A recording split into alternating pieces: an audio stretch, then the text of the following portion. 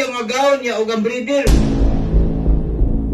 Ang handler, dagan magkapasanginlan pre, o mapili ang manok. Kamu mga handler, ayaw dyan mo pag tinapulan. Kay luoy po ang agawon. Ang agawon pre, labi na ka nandi kay suwitog manok. Tando-tando lang, labi nagmustrahan, bus, wala iswerte ato abo. Pero ang handler, wa siya kibaw nga, iyang manok, dili day deep cutter. Pasanginlan man na rin. Di ibot, na bunal bus, wa man kapaunsa. Pero ang handler day pre, mumata nag-alas cities buntag. Wala kay mo, ano saan mata ka alas cities buntag? Alas cities buntag.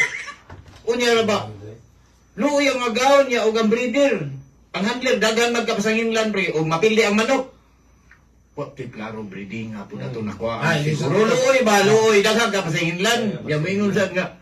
Di malasa sa agaw na, oy. Hardloser, magod. Di naman na may rason. Ang para na ko, ang manok mapildi, ang tanan nga blame adto sa handler.